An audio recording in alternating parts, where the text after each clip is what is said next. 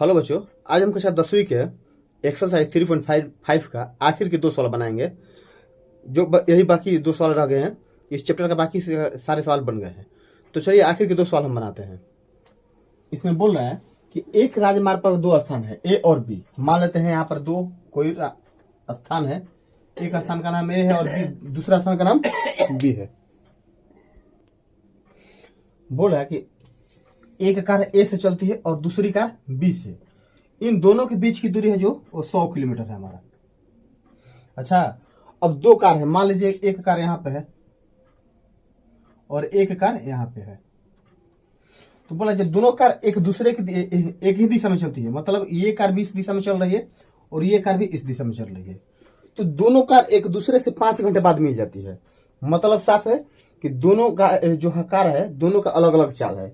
मान लीजिए कि ये कार यहां से अगर यहां तक पहुंचने में जो 5 घंटे बाद यहां पहुंच रही है, लेकिन यही कार यहां से यहां 5 घंटे में पहुंच रही है। तो मान लीजिए हमारे दोनों एक साथ मिल गई ना, तो ये जो दूरी तय की है और ये जो दूरी तय की है, दोनों की दूरी में अंतर है। क्यों? क्योंकि इसका स्पीड अधिक है इसके कंपेयर में। तो मतलब ये तेज चल रही है और ये धीरे चल रही है। 5 घंटे बाद ये दोनों एक दूसरे से यहां पर मिल जाती है। फिर बोला है कि अगर, तो मान लीजिए हमारा ए स्थान से जो कार चल रही है उसका चाल है x किलोमीटर प्रति घंटा और जो बी स्थान से चल रही है उसका स्पीड है y किलोमीटर प्रति घंटा। 5 घंटे बाद एक दूसरे से मिल जाती है। फिर पुनः बोला है कि यदि दोनों कार एक दूसरे की दिशा में, एक दूसरे की मतलब ये कार इधर चले और ये भी कार इधर चले, दोनों एक दूसरे की दिशा में हो गई ना, तो 1 घंटे बाद एक दूसरे से मिल जाती है। मतलब कुछ दूरी ये तय करती है और कुछ दूरी ये तय करती है। तो दोनों जब दूरी तय करती है 1 घंटे में दोनों एक दूसरे से मिल जाती है। तो अगर बोल रहे हैं कि इसके द्वारा तय दूरी और इसके द्वारा तय दूरी जोड़ दें तो हमारा क्या होगा? 100 किलोमीटर ही होगा, क्योंकि दोनों इसी छोर से चल रही है। इसमें अगर बोला है कि ये जो 5 घंटे में दूरी तय की है और ये जो 5 घंटे में दूरी तय की है, तो इसके दूरी में से इस दूरी को हम घटा दे तो हमारा 100 किलोमीटर बचेगा। अच्छा, कैसे? मान लीजिए अगर यहां से यहां तक दूरी तय की है 180 किलोमीटर और ये कितना दूरी तय की है? 80 किलोमीटर। तो 180 में से अगर 80 हम घटा दें तो हमारे पास 100 किलोमीटर ही तो बचेगा। वैसे ही अगर इस दूरी को और इस दूरी को जोड़ दे तो क्या होगा? हमारा 100 किलोमीटर होगा। अच्छा, तो हमें पूछ रहा है कि जो ए स्थान से कार चल रही है और जो बी स्थान से कार चल रही है, इन दोनों कारों की चाल क्या है। तो चलिए इसको हम हल करने की कोशिश करते हैं। तो सबसे पहले क्या लिखेंगे? माना कि ए स्थान से चले कार की चाल बराबर क्या है? x किलोमीटर प्रति घंटा। जो कार ए स्थान से खुली है यहां से, उसका चाल है x किलोमीटर प्रति घंटा, तथा बी स्थान से चले कार की चाल बराबर क्या है? y किलोमीटर प्रति घंटा। अब ये कितने घंटे बाद मिल रही है? 5 घंटे बाद। तो लिखेंगे 5 घंटे बाद। और 5 घंटे बाद इस स्थान से जो कार खुली है वो कितना दूरी तय कर रही है और जो बी स्थान से कार खुली है वो कितना दूरी तय कर रही है। दोनों का दूरी का अंतर हमारा कितना होना चाहिए? 100 किलोमीटर। अंतर मतलब क्या होता है? घटाव। तो हम क्या करेंगे? ज्यादा दूरी वाले में से कम दूरी वाले को घटा देंगे तो हमारा ये आ जाएगा। तो क्या लिखेंगे? ए स्थान से चले कार द्वारा तय दूरी। जो ए स्थान से कार चली है वह कितना दूरी तय कर रही है? तो दूरी बराबर हमारा सूत्र क्या होता है? चाल गुना समय। चाल गुना समय मतलब चाल क्या है? हमने x किलोमीटर प्रति घंटा माना है और समय क्या मांग रहा है? 5 घंटा। मतलब ये क्या हो गया? हमारा 5x हो गया। ऐसे ही बी स्थान से चले कार द्वारा तय दूरी, तो क्या हो जाएगा? चाल इसका क्या है? y और समय 5 घंटा ही है, तो क्या हो गया? 5y। और दोनों की दूरी का अंतर कितना होना चाहिए? हमारा 100, क्योंकि इस दूरी में से अगर इस दूरी को हम घटाएंगे तो हमारा 100 ही आएगा ना। तो यहां पर लिखेंगे कि इस प्रश्न से 5x माइनस 5y बराबर कितना होना चाहिए 100। अगर देखिए 5 हम कॉमन यहाँ पर ले लें तो क्या हो जाएगा, 5 से भागा यहाँ भी करेंगे तो 1 हो जाएगा, 5 से भागा यहाँ भी करेंगे तो 1 हो जाएगा, और 5 से भागा यहाँ पर करेंगे तो 20 5 100। ये हो गया हमारा समीकरण। अच्छा, तो आप पहले इसका स्क्रीनशॉट ले लें, फिर हम इसके आगे को सवाल को हल करेंगे। तो चलिए आप इसका स्क्रीनशॉट ले लें। तो अब हम क्या करेंगे, इसके आगे हल करेंगे। अब हल क्या करना है, बड़ा दोनों कार एक ही दिशा में चलती है। तो देखिए हमें जो समीकरण पहला मिला है हम इसको यहाँ लिख ले रहे हैं, x माइनस वाई बराबर 20। ये हमारा समीकरण फर्स्ट हो गया। अब एक और समीकरण चाहिए हल करने के लिए, तो इसको हम पहले मिटा लें।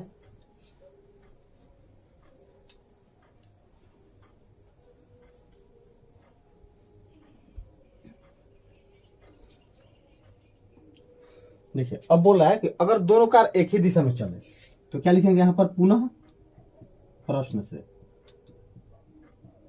अब देखिए ये कार इधर चल रही है और ये कार इधर चल रही है, तो दोनों का अगर दूरी हम जोड़ दें तो हमारा 100 किलोमीटर मिल जाएगा ना। ये मान लीजिए यहां से यहां कुछ दूरी तय की और ये यहां से यहां तक कुछ दूरी तय करी, और दोनों का हमने जब दूरी जोड़ दिया तो क्या होगा 100 किलोमीटर। तो पुनः प्रश्न से क्या लिखेंगे, 1 घंटे पश्चात, 1 घंटे बाद ये दोनों मिल रही है, तो क्या लिखेंगे, ए स्थान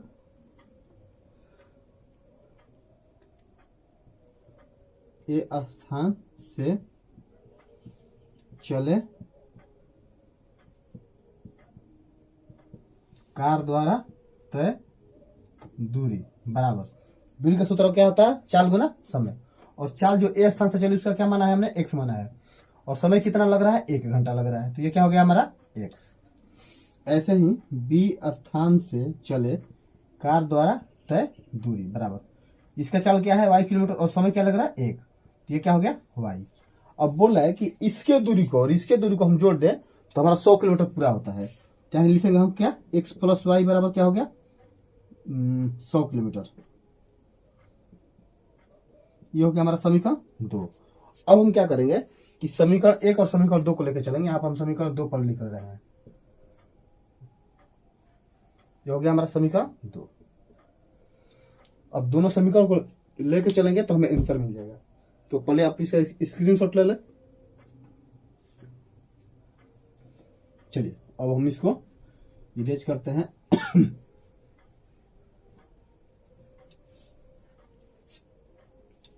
अब देखिए क्या लिखेंगे हम, समीकरण 1 तथा 2 से।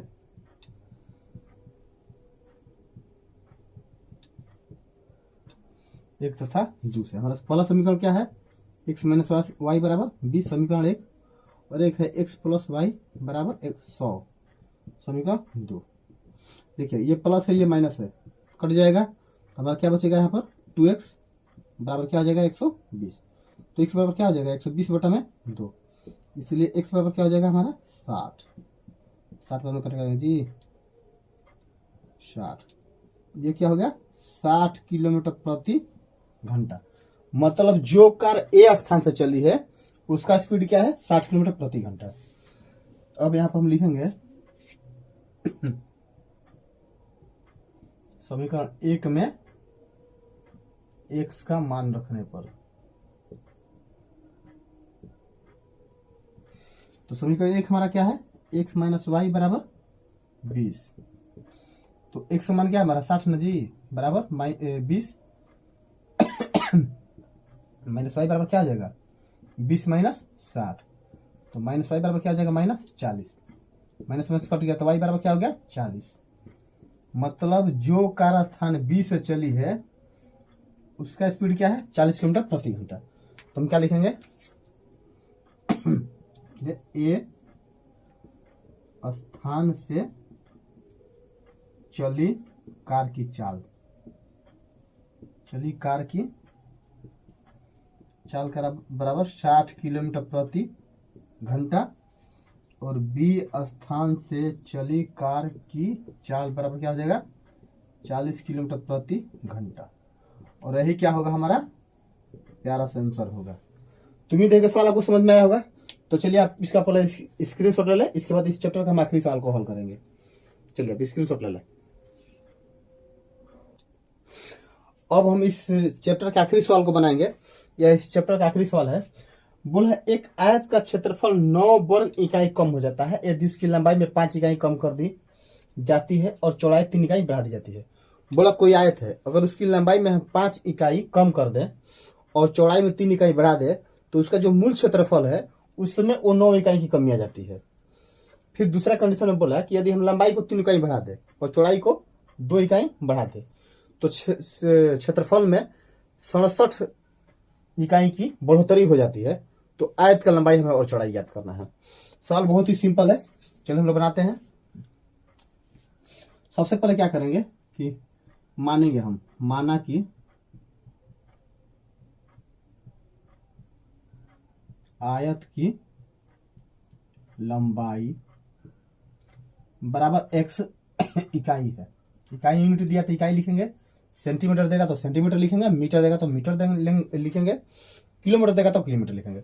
मतलब कि जो भी हमारा इसमें दिया रहेगा इकाई, उसी इकाई को हम यूज करेंगे। और चौड़ाई क्या है हमारा, तो चौड़ाई का क्या हो जाएगा हमारा y इकाई। अब जब हमें लंबाई पता चल गया, चौड़ाई पता चल गया, तो किसी भी आयत का हम क्षेत्रफल निकाल सकते हैं। तो क्या लिखेंगे, इसलिए आयत का क्षेत्रफल बराबर, और आयत का क्षेत्रफल का सूत्र क्या होता है, लंबाई गुने चौड़ाई। इतना तो पता है सबको। लंबाई क्या है x और चौड़ाई क्या है y, मतलब क्या है हमारा क्षेत्रफल xy वर्ग इकाई हो जाएगा। वर्ग इकाई हो गया। देखिए अब केस 1 में हम चलते हैं। ध्यान से यहाँ पर देखिएगा, सवाल हालांकि बहुत आसान है। बोल रहा है कि हम पहले सबसे पहले यहाँ पर आयत का क्षेत्रफल लिख लेंगे, समझना और आसान हो जाएगा। आयत का क्षेत्रफल, नहीं तो बहुत लेंदी हो जाएगा, बराबर क्या है हमारा एक्स वाई है। आयत का हमारा क्षेत्रफल कितना आया है, एक्स और वाई। कब, जब न उसके लंबाई को हम छेड़ रहे हैं और न ही चौड़ाई में कोई घटा रहे हैं बढ़ा रहे हैं, तो उसका क्षेत्रफल कितना है एक्स वाई। देखिए इसमें बोला आयत का क्षेत्रफल का सूत्र क्या होता है, लंबाई गुने चौड़ाई बराबर क्या होगा हमारा एक्स वाई। अब लंबाई के लिए पहले सवाल में चलते हैं। बोले यदि उसकी लंबाई में 5 इकाई की कमी कर दी जाए, मतलब लंबाई इसका क्या माना है हमने, एक्स माना है, इसमें से 5 इकाई की कमी कर दी जाए और चौड़ाई में 3 इकाई की बढ़ोतरी कर दी जाए, तो चौड़ाई क्या हमारा वाई माना है, इसमें 3 इकाई की बढ़ोतरी कर दी जाए, तो इसका जो मूल क्षेत्रफल है, मूल क्षेत्रफल इसका क्या है एक्स वाई, उसमें 9 वर्ग इकाई की कमी आ जाती है। जितना मूल है उसमें से 9 वर्ग इकाई घट गया। अब इसको हम हल करेंगे तो क्या हो जाएगा हमारा x y plus 3x minus 5y minus 15 बराबर क्या हो जाएगा एक्स वाई माइनस 9। इसका गुणा इससे भी, इसका गुणा इससे भी, इसका गुणा इससे भी, इसका गुणा इससे भी, हमें इतना आ गया। अब देखिए एक्स वाई यहाँ पर प्लस है, एक्स वाई यहाँ पर भी प्लस है, तो कट जाएगा। यहीं पर कोशिश करते हैं, क्या हो जाएगा हमारा, यहाँ पर हो जाएगा 3x माइनस 5y बराबर क्या हो जाएगा -9 प्लस 50, तो क्या हो जाएगा 3x माइनस 5y बराबर क्या हो जाएगा हमारा 9 6 15 6, समीकरण 1। यहाँ तक उम्मीद है कि आपको समझ में आ गया होगा। अच्छा अब इसके आगे हम हल करेंगे। अब पुनः केस 2 में चलते हैं। यह हमें समीकरण 1 मिल गया। केस 2 में बोला है कि यदि उसकी लंबाई 3 इकाई बढ़ा दी जाए, मतलब आयत का क्षेत्रफल लिख लेते हैं पहले। आयत का क्षेत्रफल हमारा कितना है एक्स वाई, तो क्षेत्रफल का सूत्र वही होता है लंबाई गुने चौड़ाई, ये तो सबको पता है, बराबर क्या होगा एक्स वाई। लंबाई क्या बोला है कि हम लंबाई को 3 इकाई और चौड़ाई को 2 इकाई बढ़ा दे। लंबाई हमारा प्लस एक्स है, इसमें 3 इकाई का बढ़ोतरी कर दे, और वाई हमारा चौड़ाई है, इसमें भी 2 इकाई को बढ़ोतरी कर दे, तो ये इसका जो मूल क्षेत्रफल है एक्स वाई, इसमें 67 मतलब 67 वर्ग इकाई की बढ़ोतरी हो जाती है। तो इसको हल करेंगे तो क्या हो जाएगा हमारा x y plus 2x plus 3y plus 6 बराबर क्या होगा एक्स वाई प्लस 67। इसका गुणा इससे किया एक्स वाई हो गया, इसका गुणा इससे किया 2x हो गया, इसका गुणा इससे किया 3y हो गया, 3 गुना 6, ये जब करते हैं। अब एक्स वाई इधर भी प्लस एक्स वाई इधर भी प्लस, तो कट जाएगा, तो क्या बचेगा हमारे पास 2x प्लस 3y बराबर 67 माइनस इधर प्लस है ना तो जाएगा तो क्या हो जाएगा माइनस, तो हमारा क्या हो जाएगा समीकरण 2x प्लस 3y बराबर क्या हो जाएगा 61। ये हो गया समीकरण हमारा 2। तो उम्मीद है कि यहाँ तक आपको सवाल समझ में आया होगा। तो चलिए कल आप इसका स्क्रीनशॉट ले लें।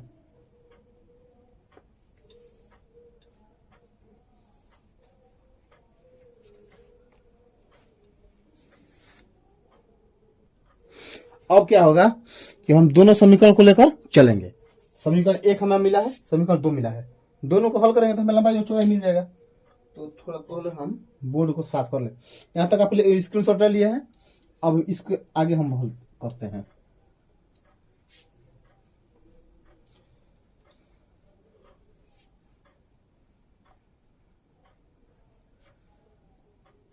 यहाँ पर क्या लिखेंगे हम, समीकरण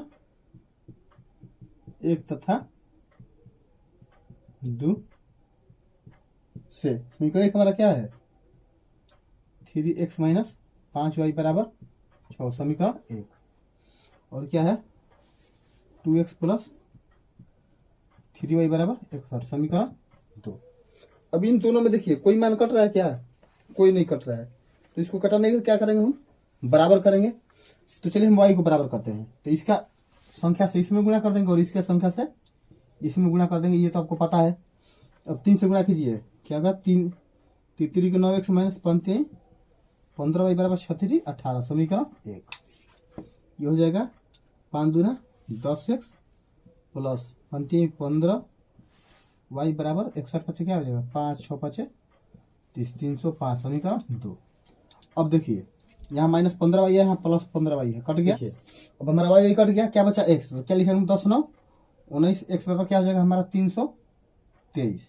तो x बराबर क्या हो जाएगा 323 बटा में 19, तो x बराबर क्या हो जाएगा 19 से कम 19 19 7 133। हमारा x मान कितना आ गया जी 17। अब इसी x के मान को क्या करेंगे हम समीकरण के 2 में रखेंगे, हमारा y का मान आ जाएगा। तो यहाँ पर हम लिखेंगे समीकरण 2 में x का मान रखने पर समीकरण 2 क्या है हमारा 2x प्लस 3y बराबर 61 समीकरण 2। 2 इंटू एक्स का मान क्या है 17 में जी, तो लिखेंगे 17 प्लस 3y बराबर 61, तो हो जाएगा 17 दूनी 34 प्लस 3y बराबर क्या हो जाएगा 61 हो जाएगा। 3y बराबर क्या हो जाएगा 61 माइनस 34, तो 3y बराबर क्या हो जाएगा 27, y बराबर क्या हो जाएगा 27 बटा में इधर का गुणा इधर आएगा तो क्या होगा भागा।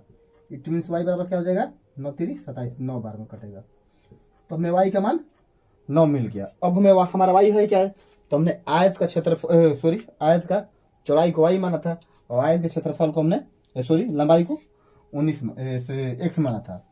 अब लिखेंगे इसलिए आयत की लंबाई बराबर 17 इकाई और आयत की चौड़ाई बराबर 9 इकाई। अच्छा यही हमारा क्या हो गया आयत के बीमा। अच्छा और यही हमारा हो गया आंसर। तो उम्मीद है कि सवाल आपको समझ में आया होगा क्योंकि बहुत ही आसान सवाल था। तो चलिए आप पहले इसका फटाफट स्क्रीनशॉट ले लें फिर हम बात करते हैं।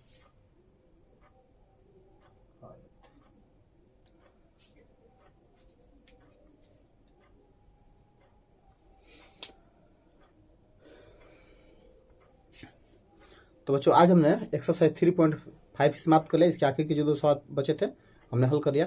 उम्मीद है कि दोनों आपको सवाल समझ में आए होंगे क्योंकि हमने कोशिश किया कि आपको जितना हो सके उतना बेहतर तरीके से सिखाएं। अगर आपको हमारे बताए हुए सवाल समझ में आ रहे हैं और आपको हमारा वीडियो पसंद आ रहा है तो आप अपने इसे दोस्तों के बीच जरूर शेयर करें, रिश्तेदारों के पास जरूर शेयर करें और उनसे भी बोले इसे जुड़ने के लिए। तो आपका एक एक व्यू हमारे लिए मायने रखता है। तो चलिए आज के लिए इतना ही रखते हैं। अगले वीडियो में हम एक नए चैप्टर के साथ मिलते हैं। तब तक पढ़ते रहिए, मस्त रहिए। धन्यवाद।